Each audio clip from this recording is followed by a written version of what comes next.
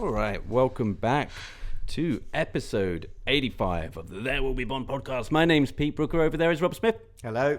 Rob, taping this in Brooker One Studios, even though it's not a studio, on the 20th of May, in the week where Thunderbolts is number one in the UK box office. Have you seen Thunderbolts, Rob? No. And Nicole Kidman reveals what her hair really looks like without the natural locks. That is the top of the Daily Mail showbiz news, by the way. I haven't seen this in the news. No, it's showbiz news. If you go to the Daily Mail app and just go on the showbiz news. I don't look at the Daily Mail. It's all that and Love Island and... I'm BBC News and Daily Telegraph, I'm afraid. and whether Cruz Beckham is talking to David Beckham and all that. Anyway, so that's that. But some film news. Denzel Washington tells a photographer to get the fuck off him on the red carpet at Cannes. There we go. We do have some Bond news coming up. Been a death in the family, Rob. Very sad. We'll touch upon that. Joe Don Baker. Oh, yes. Yeah, you're looking confused. It's in the show notes. In fact, it was you that told me that we need to talk about it. I said, well, we can kick that into the Patreon. And you go, no. We need to talk about Joe Don Baker dying. That happened since last week, didn't it? Yeah. Yeah. All right. So, lots happened since Joe. then. Look, he's only lived for 89 years, but he's already... I was thinking, forgotten have we already about. talked about him? I thought we did him last week, but no. Jesus Christ. Well, I haven't got the show notes. You haven't printed me out any. No, I'm keeping them to myself. Oh, thanks a lot. Well, it was you that said we should talk about Joe Don Baker. I then bring up Joe Don Baker and your eyes dart around the ceiling as if... Anyway. By the way, you've got tomato around your mouth, you know. Yeah, you need to get rid of that. Well, it's okay. It's a podcast, Rob, and it's you. I'm not trying to fuck you, am I? Rob, we're going to cover minutes 107 and 108 of Casino Royale this week. Since I last saw you, have you been up to anything Bondian? I have. Oh, okay. I have. All right. Something quite impressive. Let's have it. Okay. So, have you read the last continuation novel by Kim Sherwood? I've not read any of those. Oh. I'm afraid. Is it, what's the name of it? Something Spy. Something Spy. I think it was called Double or Nothing. Oh, okay. All right. Yeah. Sounds good. Because so... Did you go? You didn't go to the last Bond Stars event at Pinewood, did you? No, but I tell you what I did do. I went to the book launch. Oh, you did? Yeah, I went to the Kim Sherwood book launch. Okay, yes. Yeah, so at Duke's, that was the infamous night at Duke's. Yes. Yeah. Oh, yes. So the reason I'm bringing this up is because yesterday I went for a ride in an Alpine A110. Okay. Does that mean anything to you, Pete? Does that ring any bells? Did Fleming own that car? No, it's a new car. Well, there was one in the 60s. Was it an Alpine? A rally car, Alpine A110, which is sort of offshoot of Renault. And there's a new one now, Alpine A110. Okay, doesn't ring any bells then. What's going on? So it's in that book. Oh, nice. But you know, You've not read it then. That book, no. But I know it's in that book because they had one at Pinewood, parked outside Heatherden Hall. Right. Alpine had a promotional model parked up there, because and she did talk about it because she was interviewed by David Lobergelis at that event. He interviewed lots of people. I think what's he called? Shakespeare. Nicholas Shakespeare. I think biographer of the Ian Fleming, the complete man. So he was interviewed. So when she was interviewed, she talked about this car because she doesn't drive. Right. But she had to do this thing about driving because I think it was a female agent in the book. Is that right? Named after Joanna Harwood. Yes, I believe that's that rings a bell. Joanna Harwood drove one of these in the book. Joanna Harwood, writer of the screenplay of Dr. No, yes, and along with Mankiewicz or Maybaum? Richard Maybaum. Sorry. Maybaum. Yeah. All right. Okay. So those cars are very rare and very expensive. And my very dear friend Adam has just bought one for his 50th birthday for himself, just like present to himself. Oh, very nice. And he took delivery of it on Friday, and yesterday he works literally down the road. Sorry, he lives down the road from here in Chiswick. So I went and had a look at it, and he took me for a little drive around the block. Oh, and it was just around the block? Amazing. Yeah, just around the block. Well, it was lunch break. You know, we've got to get back to work. Right. So, okay. And he's still running it in. You sit in London traffic for about an hour and a half. We didn't even do that. We literally drove about 3 roads and then parked. Did he let you do the gears? He didn't let me do anything. He did say he's going to let me drive it at some point. Right. But he's got to run it in first because it's so new. But they are very beautiful. And he wasn't aware of this Bond connection actually, so I had to send it to him, and he was most impressed. So how are you? Oh, because you went to the event. Because I went. Yes, they as I say, they had one parked outside. Right. So the one they had parked outside was grey, dark grey. I think that's the colour of the one in the book. So, but the one he's got is blue, not the Alpine blue, which is the Rally blue. You've got to pay a bit more for that. His is a dark blue. But they're beautiful cars. Absolutely. I'll see if I can find... There's a thing online. If you go on the Ian Fleming website, the official Ian Fleming website, like the one that does all like the continuation stuff, they've got a whole thing about it on there, about the car.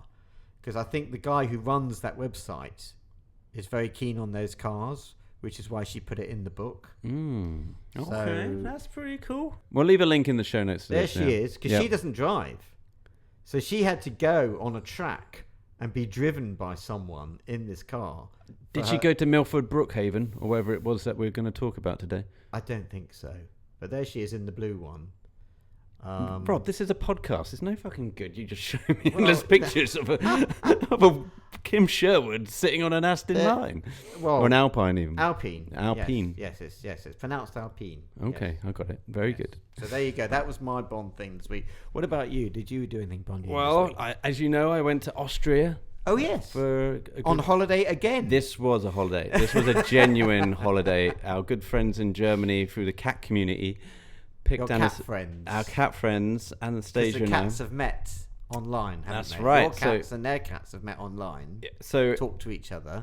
My now wife set up an Instagram account for the cats way back when, and there's a bit of a niche community, more niche than Bond. It's just blue Russian cats, and it started with these cats all joining on Instagram and then talking to each other in first person of the cat. Right, so you would just be going, oh, how are the parents today, or something, and they would all reply, but as the cat. And then after about a couple of years, they all decided to just break the fourth wall and start talking to each other like humans. And then we've done meetups and we've done events, and it's actually quite sweet. You say you've done meetups, but the cats haven't actually met each other, have they? Well, because it's a very international group. So friends in Germany, they're all over the world. They're like Spectre agents. We've got some in New Zealand, South Africa. We've actually been to see the cats in South Africa. So you've met the cats? Yes, yeah. I've met pretty much all and the the cats. owners have met your cats. That's right, yeah. But the cats haven't met the other cats. Because cats don't want to travel to South Africa to sit in another room with another cat. And they will probably just fight anyway if they did meet in real life. Or just be really confused as to what's going on. So anyway, I'll just keep this short because we want to get into the what's show. this got to do with Bond? Well, I'm just telling you, this is how we met them. So this is setting the table. They picked us up. They drove us around. It was really sweet, and they actually treated us to a very, very nice weekend of events. And we went to the salt mines. The salt mines in Austria. Went on a monorail, which is quite Bondian. So this is your Bondian thing. Yeah, went on a monorail, and it was actually really refreshing because it was quite a fast monorail. Really? It zipped along a little bit, but there was no health and safety. You didn't have to strap yourself in. There was no roller coaster there. No. But yeah, look. When does a monorail become a roller coaster? That's what I want to know. How often do you see in a Bond film people just go, fucking slow it down, it's going to be fast. It's never a roller coaster. It's always a very gentle pace. So what were you going through on this monorail? Oh, well, good question. We were going through like the history of the mountain. So we were going deep into this mountain where there's salt, because it's just outside of Salzburg, which Sols is, I believe, German or Bavarian for salt. So like these mountains are still being mined for salt. So it's still an active mine, basically. So yep, did that. That was pretty cool. Did a cable car. Up a mountain. More Bondian as well, yes. That felt very Bondian. And it occurred to me whilst I was on the cable car that the whole jumping across one cable car to another cable car is the most unbelievable piece of bullshit. Very tall. Yeah, but, okay. Have you ever been on a cable car? Have you seen a cable car ever come towards you? There are at least 20 meters on the other side. Right. I've only ever been in one, and that was in Barcelona. And I was terrified because it looked like it might fall apart any minute and fall off. I've done Sugarloaf Mountain. I've done that cable car as well, and I can tell you, it doesn't matter how tall you are. You're not going to make the jump from one cable car to another from a standing start as well. You go back. Richard Keel has just stood there.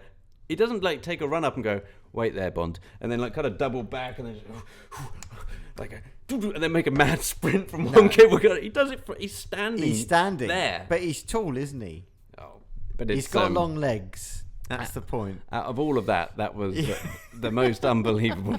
I've realised now, as I was watching this cable car just go past as we're going on the way up, I'm like, yeah, there's no fucking way you're going to jump from one to another like that. To be fair, that shot in the film is one of the most fake-looking shots there is, isn't it? Yeah. Against the blue screen background and everything. It's not great. Well, I did have something else I wanted to get into. Maybe we'll do that in the Patreon show. I did a Negroni masterclass, and I kind of got into some...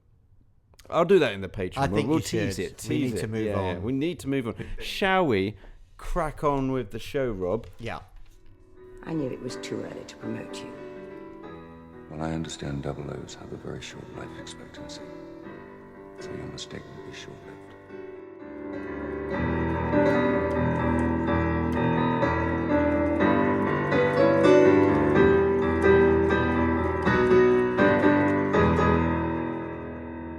Okay, where did we leave it, Rob? Can you remember? Yes.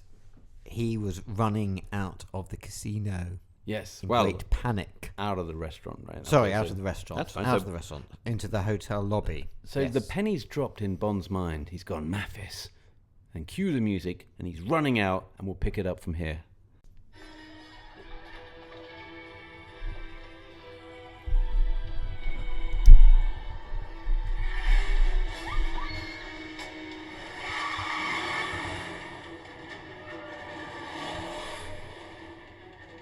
I love this. It's my favourite shot of him. Oh. I love how he jumps. He jumps and then... I wonder how many takes that took. He might have fallen over and... Stacked it on the cable. Face plants on the fucking gravel. Okay, Bond's in pursuit. So cool, look at those eyes. Look at those eyes, Rob. I loved it. I love it. I know. There's Vespa. Oh, hello. Hold on a minute.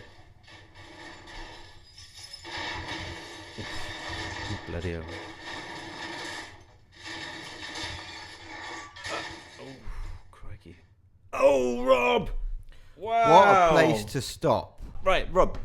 Take me through it. Your takeaway.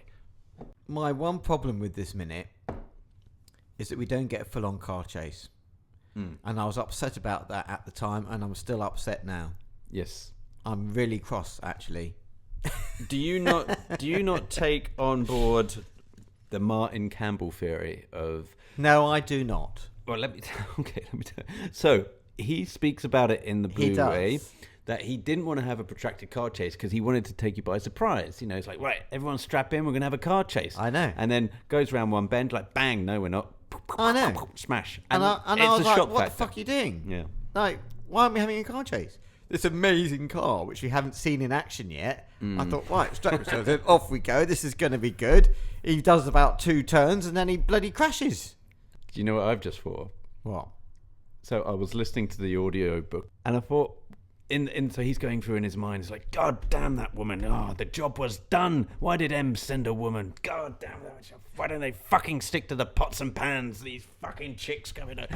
Maybe he could have done Really? that. Maybe he could have just like Daniel Craig just muttering to himself, going, Jesus Christ, why do women always want to do a man's job? First they're in the cricket pavilions, we let them vote, this is what you get. This is what you get.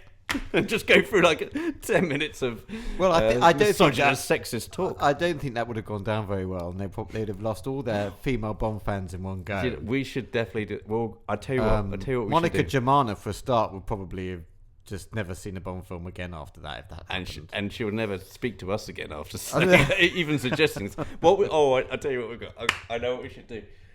We should cut over the audible commentary. So when Bond is doing it, all this monologue in his head in the car chase, cut it into the film. It's like little thoughts. Yeah, but no, just like in Annie Hall when you see the thoughts in like, yeah, because there's no subtitles. There's no talking going on in this bit in the film, right? So just have it and then send the clip to Monica and go, what do you think this? She'd never speak to you again, please. She doesn't speak to me She'd anyway. never speak to you again. She'd be utterly horrified. But yeah, no, I mean, it is what it is, isn't it, at the end of the day? And he did it for a reason. I personally disagree and think they should have done it, and it was a wasted opportunity. But, it's a bloody long film as it is, so what do you do? I wonder how good a car chase would have been in in the setting book, anyway. In the book, there's a car chase. They go through the woods, and then his tyres get slashed. Yeah, they put out like a little spike strip. Yeah. Yeah. So, and apparently that was in the original script for this film. What, to have a long chase? Yeah. Oh, what, to put the stripe... to have a chase through the woods and Yep. to get the tyres slashed. Mm. And then he decided to take it out. But it's at night. I just don't know how car chases are going to look at any good. What's wrong with that? What Well, about it's through the woods. Goldfinger, for Christ's sake? That's at night. Through Black Park Woods with the oil slick and the smoke screen. You know? Is that your favourite car chase of the Bond films? I don't know, really. I don't know if I've got one. That's up there, along with the one in The Spy Who Loved Me. I really like The Spy Who Loved Me one. Oh, going through the Lotus, going through Yeah. the pier. All those feathers and he still can't fly. Yeah. That's a great car I chase. think Golden Gun is still one. That's number one. Isn't Yeah, it? 'Cause it just goes all the way through the streets. Golden Gun's good. And particularly as I saw all those locations last year. Yeah. Golden Gun is good. Futura Kills second, maybe. It's short, but it's still really good. They pack a lot in. But Goldfinger's so good because of all the gadgets. I mean, it's just brilliant. And and you've been waiting for these all the way through the film, and and then the last one that he uses is the ejector seat, which is sheer genius. The last one's the machine guns, isn't it, behind the sidelights? And the woman on patrol. See, there's two car chases in Goldfinger. The woman that brings out the machine gun. The old lady. That is my favourite thing, I think, in the whole series. That is my absolute second to none. Who was it that said they wish they thought of that? Hitchcock. That's right, yeah. Yeah. Very good. That's why that film is bloody genius. But yeah, so it's a lost opportunity, really, for me. That's my takeaway from this minute. But there's a load of stuff going on in this minute because I love the fact that when he goes running out, he barges past people. Yes, yeah. And they talk about this in the commentary, my commentary that you don't have. Because you've got the cheap Blu-ray and I paid extra for the deluxe Blu-ray. I fucking hate you. So the one that I've got... Rubbing my nose in it the every one that bloody I've got... week with the bloody commentary. You have to go and buy another one before next week. The one that I've got, Martin Campbell said, I remember there was discussion about how hard he needs to push past these people. Oh, really? Which is quite funny. That's Because he's literally elbowing these people out of the way in the foyer of the hotel to get out the door. I think that's really amusing. And it's like they must have spent like half a morning setting up and then filming. And he's pushing too hard. No. You don't do that to strangers. Just you be a bit more gentle. Just talking about that, look, I was going to show you this. I brought a little prop to the show to show you. You've got rocks. I got rocks from my rock collection, This is Rob. from the car park. Yeah, so look, I printed out the photo I took of the spot where Bond has his really car nice. parked. Yeah, That could be a coaster. Is that a coaster? No, I just Could mounted be. it because the That's paper really was nice. curling, so I had to mount it on cardboard. That's lovely. But the rocks are there. These are the rocks from the car park that I took illegally. I'll take your word for it, Pete. They could be from the park down the road. They could be from my own driveway. They could be. No one would. No, No but one would know. I'll take But look, your word for you'll it. notice, They look Rob- like marble. Are they marble? What they look? No, They're just gravel. rock. Yeah, They gravel. look Nice very rocks though. expensive Good. No, gravel. aren't they? Yeah, don't tell them. But anyway, you can see the hedgerow in the picture. So Oh, yes. in the film, you can see him jump over the chain. He jumps right? over a chain. Yeah, Yeah. that's really cool. That is cool, but now that hedge is completely grown over. You'd have to do a pretty Oh, good no, steeple really? jump. You'd have to jump like Richard Keel from one cable car to the other to get over that. So that's that. I'd love to have seen outtakes from that about the jump if he didn't quite make it, or he got caught up in the chain. I do this. I was thinking maybe he could have done like a Starsky and Hutch slide over the bonnet or something. Yeah, maybe. well, no, he doesn't dent that beautiful car. Yeah, but it's probably that, isn't it? Like, let's not scratch this. And I love that one shot. After he jumps over it, there's one shot that moves following him. It literally follows him running up, getting in the car, and then it pans down to the rear wheel spinning. It's such a smooth... It's fantastic, It might be one of my favourite shots of the film. Yeah. Because it's a steady cam shot, literally, and it's beautiful, beautifully executed. They were saying the lighting, and all the reflections, they had to really do this shot quite meticulously. Yeah, because the car's so shiny, yeah. and it was at night, so they had all these lights. Yeah. And they found, it was very difficult not to get the reflections of the lights and the camera gear in the car, because the car's so shiny. They also talk on the commentary that I've got that you don't have. All right, you're only allowed to bring it up once. I'm allowing you once. So Michael G. Well, I'm not allowed to talk about the other commentary. It's important. So Michael G. Wilson says that whole scene outside with the Jaguar driving off with Vespa was really difficult to grade in post-production. Apparently, because it was all at night and it wasn't very well lit and they couldn't really see what was going on, and it was so I thought that was interesting. Did you see what I posted on Instagram earlier today? No, I was working. Some of us have a job, you know.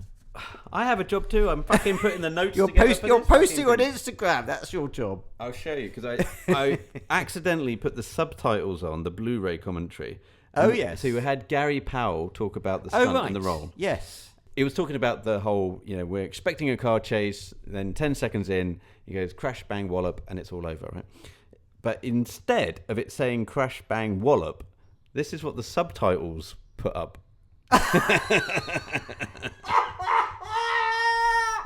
It says, crash, bang, bollock, it's over. Someone's had to... Crash, bang, bollocks. Someone's had to type that. Someone's typed that up. Yeah. Well, they obviously don't speak English. I'm gonna call unless the it's show. AI. Perhaps it was AI. I'm gonna call it. This is pre-AI. That sort of AI, anyway. Or maybe I don't know. I don't know anything about AI. Yeah, they might have had some computer program that did subtitles. I don't know. But that's hilarious. Do you want to talk quickly about the car? The role? The role? Talked about the car before. All right. When we first saw the car. But the role, DBS, we have. The role is in the Guinness Book of Records, wasn't it? It certainly was. So I think it's 7 roles. Okay. I believe. If it's 8 or no, it's not 8. Or 7.5. I just think it might be 7.5. But anyway, it's definitely 7. Some people need to correct us, but yeah. Which is pretty impressive. And I remember seeing it at the time thinking how impressive that is. Although I was still pissed off that we didn't have a chase. Because she's lying in the road, isn't she? I mean, that's like, you don't expect to see that, do you? Suddenly she's just tied up in the middle of the bloody headlights. He must have been miles behind for them to set that up. Like, you got to stop the car, pull so over, I imagine they dragged her in the car. They tied her up in the car. Yep. And then what do they do? Just push her out. Well, if they pushed her out, she'd be on the grass verge. So they must have had to stop the car, put her in the road, and then start the car again.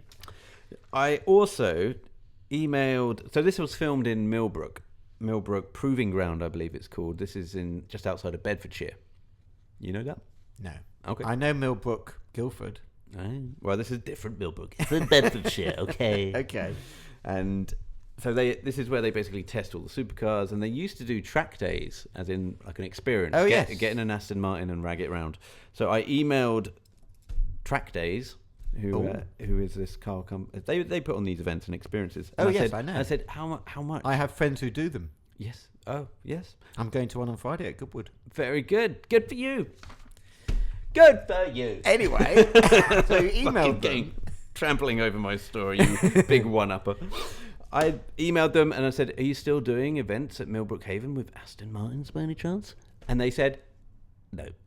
So it must be, if anyone has gotten into Millbrook Proving Ground, it's a very exclusive place. They don't do track days that I know of in there, at least. That's about it, I would say. Oh, we should give a shout out to the stunt guy, because, Gary Powell. No, he was... And Chris Corbold was special effects, because they had to launch it. So there's another thing they talk about.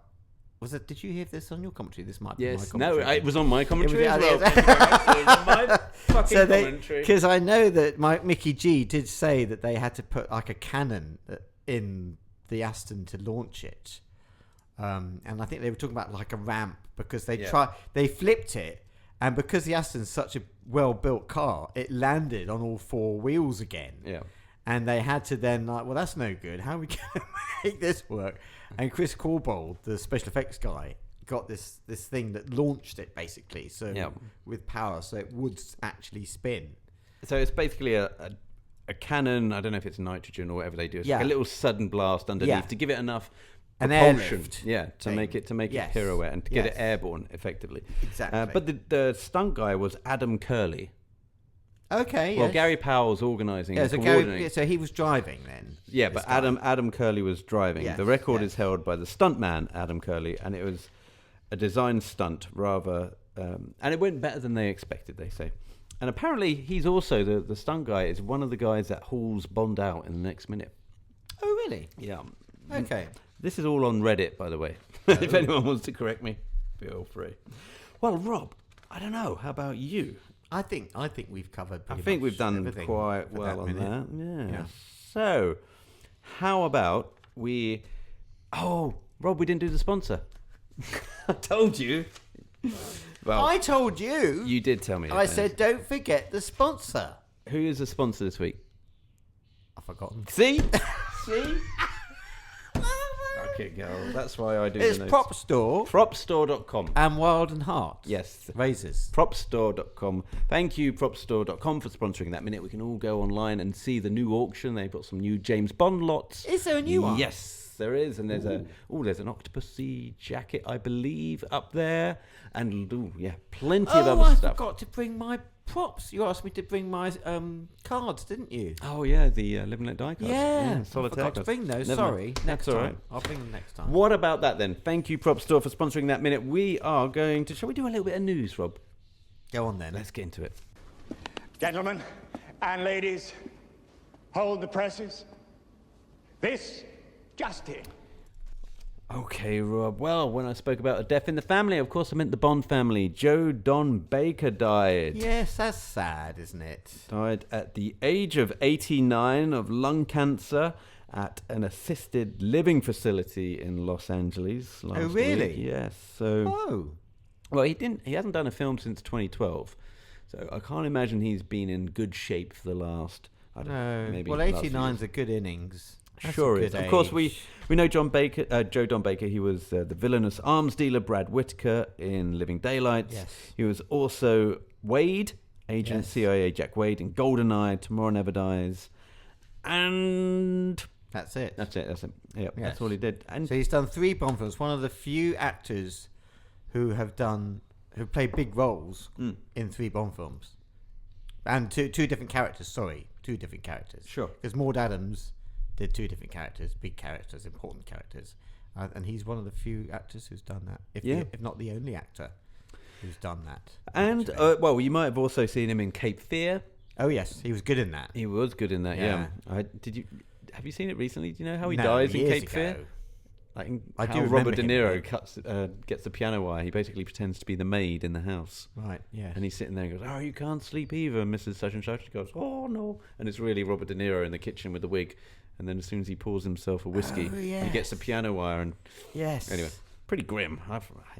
So he was in that Mars Attacks and Cool Hand Luke, of course. But people will know him mainly as CIA Agent Jack Wade and Whitaker. Well, I guess Whitaker, but I don't know if people. Well, maybe I'm projecting. I don't. I think you are. Oh, well, because I've been in a discussion about this week. Oh yeah, okay. And they were doing a poll. Who's your favourite, Whitaker or Wade? And it was pretty much 80% Whitaker. Oh, okay. How many people voted? Oh, I don't know now. But It could have been. This is in a JBR group. I can't remember, but a lot of people were saying Whitaker. Yeah, that's because everyone in that JBR group loves Daylights. What's wrong with that? Nothing. But I'm saying you're gilding the lily. If you put that out to the GoldenEye dossier, do you know what? Why don't you do this tomorrow? You guys vote in the GoldenEye dossier. Who's your favourite out of Forrest Whitaker or Forrest Whitaker? Do it tomorrow on the Instagram. Do a poll. Who is your favourite Joe Don Baker character? Wade or Whitaker? Because I'd be really interested to see what the result of that will be. I'm going Whittaker, you're going Wade, and we can report going back Wade. and the next one as to what it is. Okay, it does seem a little exploitative. The guy's just died last week, and we're kind of No, running I a don't think poll. So it's a tribute to him. Fair enough. Well, Yeah. in tribute, let's play a little clip from. Is it it's a clip of him as Wade? Trumpet. All right. In London, April's a spring month, whereas in St. Petersburg, we're freezing our butts off. Is that close enough for government work? No. Show me the rose. Please, no. All right, all right, all right.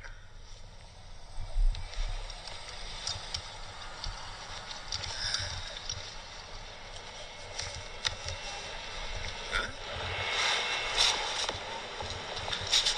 Coffee? Third wife. Jack Wade, CIA. James Bond. Stiff-ass bread. That's a nice move. Nice car. Well, this baby hasn't let me down yet. She's like a little bitch, but she gets you there. Hey, Bond, you do any gardening? And we'll never know. We'll never what know. a strange question. Did you do any gardening? Well, they cut the scene, didn't they? He goes on about gardening. Oh, does he? Yeah. Okay. Yeah. We covered this. I think. Did we? I've forgotten. Anywho, that Have is. you not got another clip of him as Whittaker? Do you know what? I was looking it up online. The clip that was on YouTube was with Necros and who's the other guy? His mate. Jeroen Krabbe. Krabbe, thank you. Talking to him while he's eating lobster. Oh, yeah, it's brilliant, that scene. That's brilliant. The way he's tearing at the lobster, it's great. Do it. I didn't anyway. I preferred Goldeneye. I prefer him in Goldeneye. Yeah. True Blue. Well, you will, wouldn't Blue. you? You're all about bloody Goldeneye. How about a little bit of trivia that you might not have known about Joe Don Baker? He appeared in the pilot episode of 1968's Lancer, titled The High Riders, as the main villain, Day Pardee. This role was later fictionalized in Tarantino's 2019 film Once Upon a Time in Hollywood, changed to Decatur and played by DiCaprio as Rick Dalton. Wow. Yeah. That's good for that film. It is. But that's where, if you're thinking, like, what's that riffing on? It's riffing on Joe Don Baker Wow. in the That's 60s really show Lancer. Yeah. How about that? Okay, Joe Don Baker, you get a goodbye, Mr. Bond.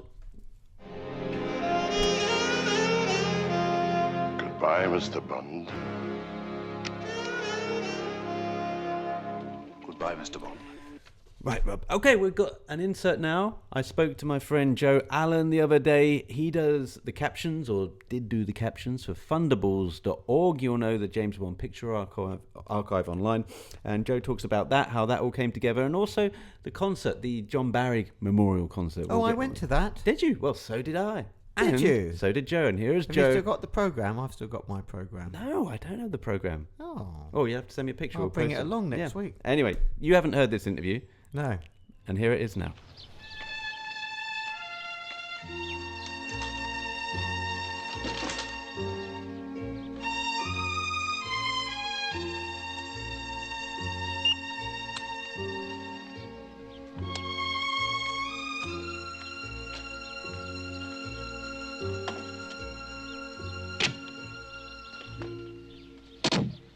All right, I've got Joe Allen on line one. How are we doing today, Joe? Yeah, I'm all right, Peter. How are you? Yeah, good, mate. Good. Joe, Good. I think within the Bond community, you're very well known, but perhaps in the global sphere, I don't know what that is, but do you know, you seem to be more of a behind the scenes guy. Would you say that's true? I suppose so. Yeah, I don't think I am that well known, really. I certainly did the Thunderballs radio show, so people might know me from there. But yeah, I kind of like to just sort of sit in the background, really. I think. Yeah, same. He says though, doing loads of YouTube videos and Videos Instagram. and, yeah. Daily Instagram. But yeah, I'd much rather be in your shoes, I think. But you mentioned Thunderballs. Can you talk about your role in Thunderballs from the start? Was it you and Marty to begin with? Maybe just touch upon that. Yeah, well, it was Marty that kind of reached out for help in pulling that project together, and I was basically one of the people that did the difficult captions and identified all the people so that the captions were right within the archive. That Right. was what I used. My Marty at that particular time, I think he would say, wasn't a full Bond aficionado, and so needed somebody with all of that knowledge and expertise. So I was happy to lend, my And Bond wisdom to that. what stage was Marty at with this? Was the website already up and running? Were the pictures already in place? Yeah, he had a draft of the website, which we worked on. So he had some ideas, but he put that together himself because he's the graphic designer, as you may know. I should say that we're talking about fundables.org, the James Bond picture archive, for people that aren't familiar. So that was very early doors then. And are you still involved with the project now, or have you kind of just thought, nope, that's pretty much all done and dusted? No, I can't. I'm not. Nothing I'm involved with now, really. Just because things move on and life moves on, doesn't it? But Yeah. but yeah, no. Yeah, it's something that I don't do. I'm not involved with anymore. I think. I think the feeling is most of that work is done anyway. Yeah. For that particular site, that there's not much more to do for it. So, but yeah. But it's an incredible resource. And also the captions are very informative because so personally for me, when I do a lot of traveling, I'll go and see the location pictures. I mean, you and I were just discussing offline about the lift from Diamonds Are Forever. There's a lift posing as the real lift in Fleet Street, and you think, is it that? And so then you kind of go through the archive and you try and match it up, but then you go, well, then I can find in the caption where it was filmed, even down to not just the country, but the actual town or the street. So these things are an incredible resource. Did you find when you were working on it, was it an enjoyable project, or did you think it's getting a little bit, because you have to be so precise? Yeah, I mean, I think I personally got to the point where I think I can't do any more now. That's enough. I've done it, So yeah, it does get to you like that. But yeah, it's funny because once that information is out there, it appears to be very simple.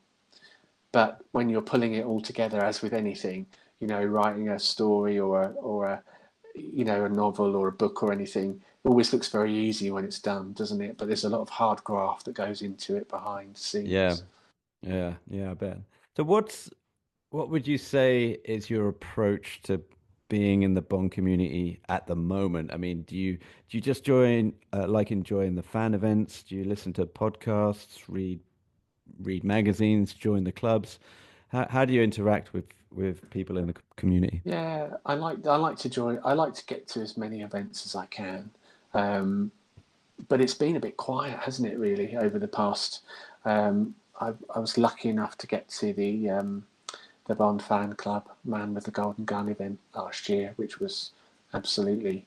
With Brick Etland and Maud Adams. That's the one. Yeah, that was really, really good, and nice to see some familiar faces there. But I think we're probably, aren't we, waiting for some new Bond news and for the fandom to sort of reignite a little bit. Given the fact we haven't had any sort of real Bond news at all, have we, just lately? Yeah, I was just saying to Rob, my co-host, the other day, it felt like there was a slew of, when the Amazon takeover came out, there was just everybody seemed to wake up all of a sudden. All of the old podcasts came to life. Everyone just started to go, right. I got to have my opinion and my say, and everyone needs to see me react. Okay, fine. Yeah. Which is fair enough. But then once that happened, everyone feels like it's gone away, and now they're working on the film. There's a bit of a blip. Do you not think? Yeah, no, I do. I think once we get some real, hard facts about what's happening, and obviously casting will be the big thing, won't it? I don't know how they'll go around doing that, what they're currently doing, but once we get the casting announcement and pre-production and announcements, I think everything will just rake up again, and people will find their enthusiasm to come on and do things like this and talk about Bond, I think. Yeah. Have you ever met any of the Bonds? I met Roger. Oh, what was that like? Oh, fantastic. I didn't say, I mean, I didn't have, I met him in at Pinewood Studios as part of a book signing, but I think that was the last Bond Stars event that he did. But to be in front of Roger was just, to be in the same room is just, it ticks all the boxes for a Bond fan, doesn't it? I've met George again at another convention, and yeah, he was a gentleman, really, from what I can see, the limited insight I had of him. And I was lucky enough to get to the John Barry Memorial concert where Tim Dalton gave a speech on behalf of Barry. So I have seen Tim, but those are my three. I was at was John Barry Memorial at Royal Albert Hall. Yeah. I was at that. I can't remember Timmy getting up there. Jeez. Yeah, Tim did a speech, basically because he obviously, I didn't know, I wasn't aware of this at the time, but obviously knew John Barry enough on a personal level. But he gave I want to say, epilogue, and I think he might have even read a poem, if I remember correctly. God, it's amazing how drunk I got that night. I couldn't remember. It's the only reason why I can't remember Tim. So I went with my brother for that, and we had the seats right up by the pigeons. We were right up in the bleakers, as the Americans would say. But it was actually quite suiting because we had like this bird's eye view of the orchestra, and Barry's music is kind of music from the gods, right? And so I had the music that felt almost angelic kind of coming up beneath our feet, and that for me was just so special. I remember the Michael Caine story because that's the first time I heard Michael Caine. I don't think he got up, but he did a video. He got wired in by a video, and he told the story about Goldfinger, about how he was staying around John Barry's gaff, and he was the first man to hear Goldfinger because he was working it out. Like Barry was on the piano downstairs, right, working out the chord sequence, and then he's I remember that, but I don't remember Tim getting up there. Yeah, no, Tim was there, but I remember the Michael Caine video, and it was the first time I'd heard that story as well. And he said Barry had been working all night, and he had got up in the morning, and he said, this is my theme, Yeah. I mean, can you imagine being the first person to hear Goldfinger? Yeah. That's mind blowing, isn't it? And David Arnold got up, played the guitar, I think. So when he did, he said something like, when I first saw a Bond film, I wanted to be, oh crap, I'm butchering the quote, but he basically said, when I first heard John Barry, I wanted to write music for films. But there was like a little precursor to what he said that made the quote better. But that was nice. Who else got up there? Can you remember? There was Rumour gave a performance of We Have All the Time in the World and got the lyrics slightly messed up. She screwed up. She came in. I remember that vividly. She came in at the wrong place. Yes, she did. Yeah. Just enough. That bit. That's the key it. change. Yeah, something. Yeah. She came in too early. She came in way. She did. She came into like a bar too early. Yeah. Yeah, and the conductor had to re-cue her in. And then we had, I think it was Alfie Bow, wasn't there? And then we all threw rotten fruit at her. Do you remember? You started it. I remember you were the first to launch the eggs. Screwing up my John Barry song, damn you. Yeah, I know. Can you believe? Yeah, it was a bit. Bassie was there, wasn't she? She was absolute orca, doing her two preferred Bond numbers. But she was great. But yeah, and George Martin was there. He gave a speech. Wow. And I remember him talking about Barry's fondness for using, I want to say, tubas and filling the orchestra with tubas because they were just nice and he just liked the sound of it. That sticks in my mind, I think, from there. But that was a fantastic evening. I don't think you could have a better, tribute to a composer. I don't know why it wasn't televised, though. It should have been televised. It was radio broadcast, wasn't it? Parky did an introduction, didn't he? But it should have been televised. They must have taped it then. That'll be in the BBC archive somewhere. Yeah. It went out on the yeah. We should dig out the Rumour song. Yeah, you should. I think they edited it out though, Peter. No. I don't think the mistake was in the radio broadcast, if I remember correctly. Yeah. Oh God, I'm so glad somebody else is out there that remembers that. Joe, you and I have really connected. I remember that like yesterday. Yes, absolutely. I mean, it was just. It was a howler. It bless her. was. I mean, Well, she must have been I guess- nervous, but you know. Yeah, that's just what I was going to say. The nerves must have been running high, mustn't Yeah. they? You know, but yeah, it was a.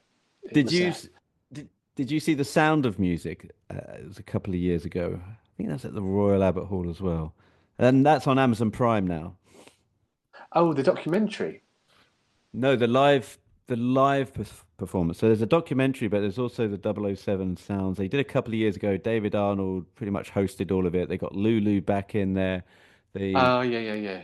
they got a bunch of different artists, names of which I've forgotten now, to do basically the songs. Oh, they got Hans Zimmer on, and Hans Zimmer came out with the guitar, and his guitar came unplugged, like the jack plug came out with his guitar, so he didn't know what to do.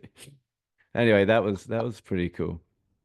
Yeah, no, I didn't see that one, but yeah, we need some more of these events, don't we? Hopefully, we'll get some more moving forward. Well, that said, look, the fan events, you know, I do have to give kudos to like the 007 GB guys. They've been really good with putting them on. I mean, they've got one, like even just the fan meetups, even if it's a casual one down in London, they do pretty well with those. And, you know, the Americans are doing all right with their gatheralls and whatnot. Yeah. There's one in, they're doing one in A View to a Kill in France, aren't they? I don't know whether that's happening, but I know it's around about this Pegasus, time. isn't it? Yeah. Pegasus. Operation Pegasus, that's it, yeah. Yeah, that would be good. What's the plan with you, Joe? You're coming to any events in the near future? Are you doing Amberley? There's nothing in the diary. I don't know about Amberley, though. I do View need to a get Kill? back John on Glenn's that. going to be there. At Amberley? Yeah. Yeah, we'll have to send me the details. I'll have a look at that. That's not come across my radar yet, but I'll have a look at that one. Yeah, I'll send you the invite. There. Yeah, in a couple of weeks. Yeah. Okay, cool. Yeah, brilliant. All right, buddy. Cool. Well, always good catching up with you, Joe. Hopefully And we you, get to see more and of you. you. Give me a shout when you're in London next, and we'll go do a martini somewhere. Yeah, we Absolutely. will, definitely. We're back. So, Rob, do you remember in the John Barry Memorial Concert, Timothy Dalton getting up and doing a poem? Yes. Okay.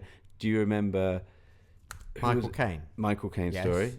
Do you remember Shirley Bassey singing Goldfinger Diamonds Are Forever? Yes. Do you remember Rumour singing We Have All the Time in the World and No. coming in too early after the bridge? No. You don't remember that? Oh my God. No. You don't remember it? Okay. It was many years ago now. Yeah, I but don't it was remember such a that. clanger. No, I don't. Oh. I've obviously blanked that. Joe from my remembered memory, it. so- Joe remembered it. Yeah, oh, really? Okay. Anyway, shall we crack on with minute 108? Rob, we're getting through them. Brought to you by Walden Heart, my favourite razor band. WH20 is the code you can use if you want to get 20% off. But I do recommend you do check out these razors. We'll leave links in the show notes. They're British made. They look beautiful. Where did we leave it, Rob? The car was turning over. Yes. It was flipping. It had Oh. almost finished flipping. Oh, God, I'm dreading this minute. It's had 7 rolls, We had such a good minute on the last minute, and We this did. minute is a bit of... and it all goes to shit. Anyway, let's open it up. Let's see what we got here. Ooh. Deathly silence. Camera pans to Bond. He's out for the count. Dead. Dead. Oh, a bit of rummaging around. He's being hauled out the car. Dragged. Yeah, He looks dead. he looks done for, doesn't he? Yeah. Oh, on the ground. Out comes It Lashif. was an owl. There's an owl. Yeah. I have an owl in my garden. Keeps me awake sometimes. Okay, Crack comes in. He takes out the tracker from Bond's wrist with a knife. Out it goes. There's Rog. Oh. The sheaf. I'm afraid your friend Mathis is really my friend Mathis. What does that mean? And back they go to the car. And they get lovely little... oh, Rob! Oh, wow! What do you think? Why does he say, your friend Mathis is really my friend Mathis? Why do you think he says that? I don't know. Okay. Why do you think he says it? Well, I think he's trying. He needs to get the password out of him, so he needs information. Yeah. He has Vesper, Yeah. who obviously is in cahoots with Lashif. Mm. He needs to let Bond know that Vesper is not the traitor. Right. He needs I to see. affirm Okay, that yes. in order to, if you give me information, So we'll save Vesper. You'll save Vesper if you give me I information. see. That makes sense then. Yes, that makes sense. So he's using Mathis instead. And he as wants the to traitor. he wants to put more doubt in his mind that his allies, that Bond's allies, are all kind of not what they're supposed to be. So why protect these people? yeah. Why protect your government? makes Why sense. protect your country if everybody is lying behind your back? Okay. Yeah, I'll buy that. It's a curious thing though, because it's not really explained No, it's later not. in the No. film. There's no payoff to this apart from what you're trying to theorize. He gets tasered and dragged away, doesn't he? Mathis does, Yeah. yeah. So when that happens, you think, oh, okay, yeah, that's because he's a traitor, and they're dragging him off. Yeah. And then And we don't hear any more until the next film about that. about quantum. Yeah, there's no payoff in Casino. So you don't even get told that he was actually at the end. He goes, she goes, this clears Mathis, and he goes, well, no, it could be a double blind. Keep sweating it, you know. So Right. he's still just saying, just keep an eye on him. Right. He could be dodgy. Hmm. I'm glad you've been thinking about this, Rob. You're still thinking, Rob. It's only been since what was this, 2006? Still the unsolved. Yeah. Oh God. Yeah. You know when they take that little chip out of him, Yeah. and the sheep breaks it in two. Mm. Do you know what that little chip is? It's a tracking device. It's a bit of pasta Oh, painted. really? Yeah. Nice. Do you have it? Do you? How do you know that? It's in the Blu-ray commentary that I don't know. You don't have. Fucker. All right, okay, listeners. What I want you to do, whoever owns the 4K super duper version of No, it's the Casino Royale. Blu-ray. It's not even 4K. I've got the Blu-ray though. I've got the But Blu-ray. this is the deluxe. Whoever Blu-ray. has the deluxe version, you need to send me the Blu-ray commentary ahead of time. I don't have to fall victim to this bullying. It came in a double Shameless in a great big one-upmanship. sort of double box. It was really expensive, and it's got a ton of extras on there that aren't on the normal Blu-ray as well. Oh, does it now? Yes. Did it even come with the bit of pasta that you split in half? I tell you what, I'll bring it along next week and show it to you. The box, you can see how nice it is. So it's not part of a box set. It's just one. No. It's just a deluxe Blu-ray edition of Casino Royale. Because when it was first released, I looked to see what you could buy. There was the normal Blu-ray or the deluxe Blu-ray, and I went for the deluxe because I'm a Bond nut. I went for the 20 odd. How many? When was it? 22 film Blu-ray collection.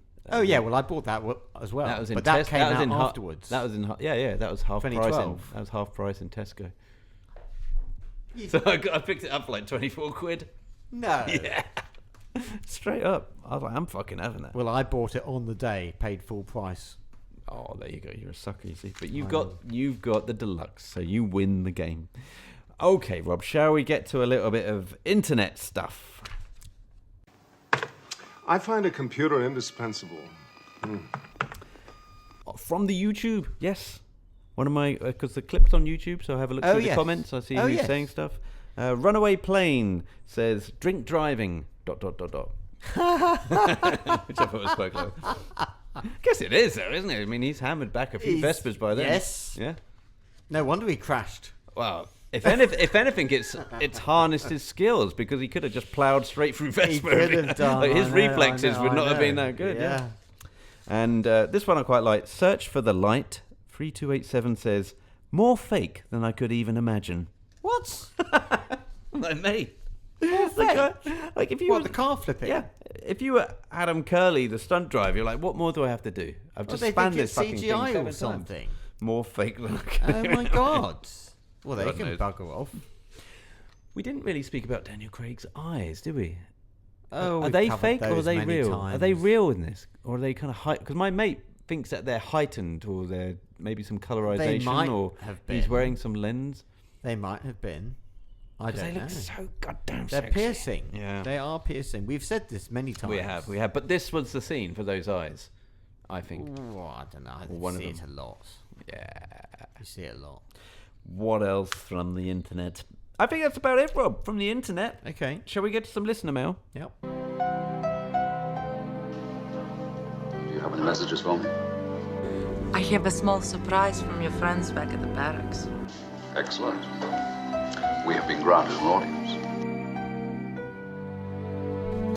Okay. Oh, this is from Remit Van Braam. Ooh. James Bond Lifestyle. Message for Rob, he says. Interesting about Chris Columbus being a Bond fan. Oh, yes. Does make... You mentioned it in the last Yes, I did. Episode. Does make sense. He wrote in a Bond gadget kid, The Goonies. Oh, the yes. now renowned Ke Huy Quan, with Bond tune playing in one sequence. Yes. He goes, I'm James Bond. I'm not 00 negative. I'm Yes. James Bond. And Spielberg James had Bond to get 007. permission from Cubby Broccoli to use the Bond theme in The Goonies for that scene. Oh, did it? Yeah. And because it was Spielberg, I think Cubby Broccoli said yes, because Spielberg's such a big Bond fan. And he used the Moonraker. Boop, boop, boop. Yeah. I know he had to ask permission That might for that. be. I think that might be why, because third encounter- he'd asked Spielberg if he could use Close Encounters. Yeah. For Moonraker. Yeah. It was like, well, okay, we used that A little from tick your for film. tack. Now you can use Right. this from our film. Do you know exactly who's that. screaming at his phone is Philip Latchford right now? No, I think I think that is right. I think that's right. I think Because that's I have right. heard that. Yeah. Yeah. But I'm sure they'll correct us if we're wrong. But yeah, no, that's cool. Yeah. So yeah, there's that guy, and he is basically James Bond, isn't he? In the Goonies, he's got all these gadgets. It is cool. Do you know I saw the Goonies again last year for about the first time in over 30 years. Wasn't as good as I remember. No? No. What about Herbie? Is Herbie as good as you remember? Oh God, of course. Does it get better with age? Oh yeah. With each, and is it I've never had renewed I've pleasure never had with every periods watch. of my life where I haven't watched Herbie. But the Goonies, as I say, I did enjoy that as a kid, and then but I never kept it on VHS or anything. I never bought it on DVD or Blu-ray, and it was only when it was on the telly last year, I was like, oh, I'll watch that. And I watched it, and I was a bit disappointed, really. I was just like, oh, it's not as good as I thought it was. But when you're a kid, these things are so good, and then you revisit them as an adult, and it's like, it's all right, I suppose. I just think it's so far-fetched that the organ section when they're stepping across. Oh yeah, Now, but do you- all the traps and things. Yeah. Like she goes, come on, such and such. You learnt piano at school. I had Oh, 2 yes, weeks that's worth of right, lesson. yes. And then she Yes. gets to the organ. It's made out of skeleton Yes, bones, isn't it? yes, She goes, yes. I can't tell. So the most ridiculous line is when she says, I can't tell if it's an A sharp or a B flat. And then he goes, well, if you the play the same. wrong note, we'll all It's be the same flat. It's the note. same fucking note. A sharp, B is flat a B is the flat. same note. So it doesn't matter. No. You'll just hit the same note. Yes. I can't tell if it's an A sharp or a B flat. It's the same fucking note. I know. Complete flaw in the movie. It's really bad, Oh, that. Took me out of the film. It's Took me out of the film. The rest, perfectly fine. But that moment... Yes. Well, us pianists, we yeah, That's right. we know that. Rob, look at you and I knowing that. I know. That is... Well, we're both that is pianists, something. aren't we? We are. Okay, shall we get... Any more mail? Is no. that Well, it? if you have any listener mail, then drop us a note. There will be bond@gmail.com, or just find us on Instagram. We're everywhere. I've tried to get Rob to do there will be more. There'll be more. there'll be more Bond Instagram account. Yes, but one needs time for that. And I don't think Rob has time. No, too busy commuting and working. And you've got a big garden to mow every week. Yeah, I do. And a cat to look after. That's right. And the 4 cars to look after. It's a full-time gig. Yes. Let's get to some thank yous. We have Joao Pereira. You bought a map. And Tom Sears. I want to give Tom Sears a shout. He left a nice review on iTunes. He did. He did. He left it. This was a while ago now. This was last month. Yeah, but I didn't You check didn't it. tell me. I didn't check it until I was at the Does it not airport. notify you when people leave reviews on there? No, I had to be a complete narcissist and look at my own reviews and see if anyone's left Well, yeah, any. no, because this is it. I only look at it now and again, and I looked at it. I was like, oh my God, Tom's written something really nice. No, that's sweet. So, And I had to message him and thank him. oh, he did. I didn't. You But, didn't. no, but I read it and I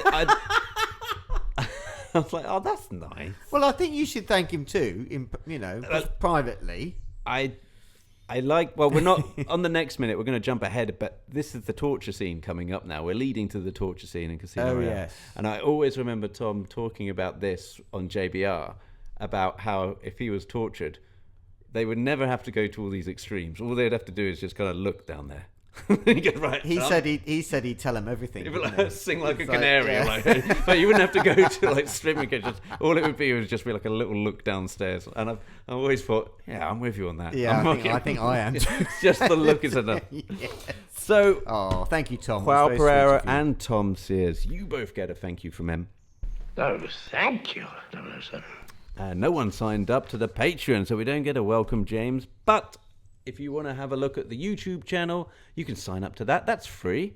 You could leave a review on iTunes. That's free. And, of course, tell a friend, a neighbour, the neighbour's neighbours, and the neighbour's neighbours' pets.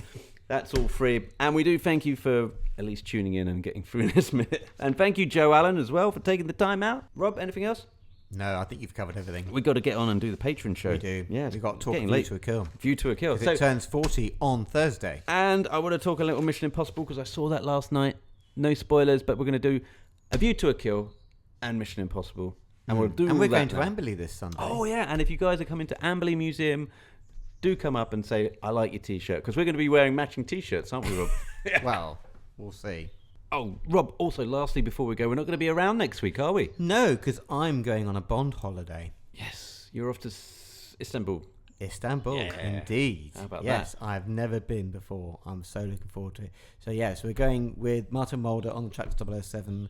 I fly out early Bank Holiday Monday, this Monday, and I fly back the following Friday. Right, yeah, so no one it's cares quite about that. short. So we have 3 days walking around the city, but it means that we won't be here next week. Nope, we're not going to have a free show.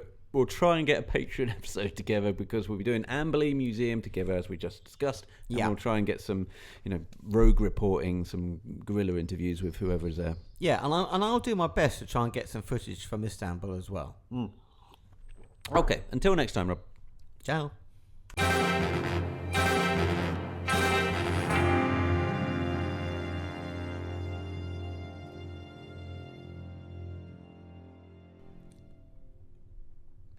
All right. Oh, Rob, should I call it Brooker One Studios?